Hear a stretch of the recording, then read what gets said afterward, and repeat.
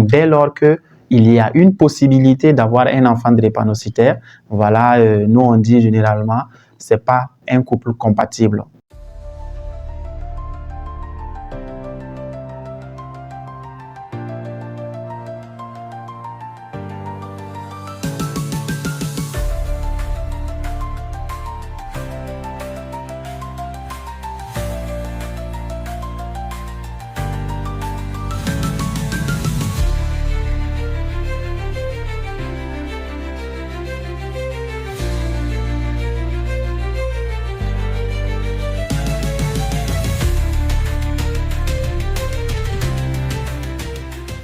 Alors, le risque pour le couple en cas d'incompatibilité de l'électrophorèse de l'hémoglobine, voilà, c'est avoir cet enfant drépanocytaire. Et cet enfant drépanocytaire, en fait, on ne peut pas le calculer en termes de risque. Ce n'est pas une probabilité parce qu'il s'agit d'une vie humaine. Il s'agit en fait d'une vie de couple et il y a beaucoup de répercussions.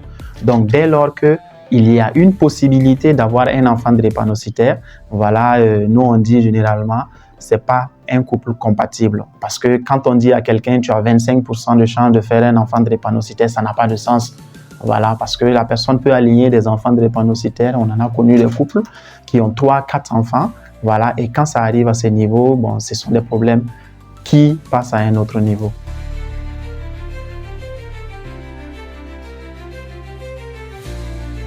Nous, on ne peut donner que des conseils. Le dernier mot leur revient, mais en fait, on s'assure en fait de donner l'information exacte. Voilà, en se basant vraiment sur les études qui ont été déjà menées dans ce sens, parce qu'il y a beaucoup d'études.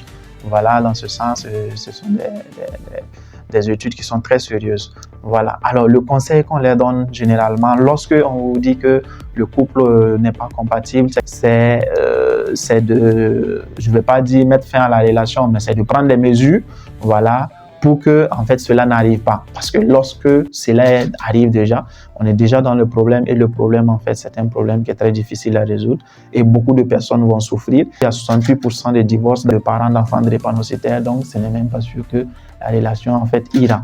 Mais de là en fait on mettra au monde un enfant, même si les parents se séparent après, cet enfant est déjà drépanocytaire qui est mis au monde, ben, il devient quoi?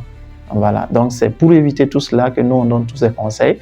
Alors le dernier mot revient en fait au couple de décider s'ils veulent continuer tout en sachant les différentes complications, les conséquences. S'ils veulent continuer, c'est à eux de continuer.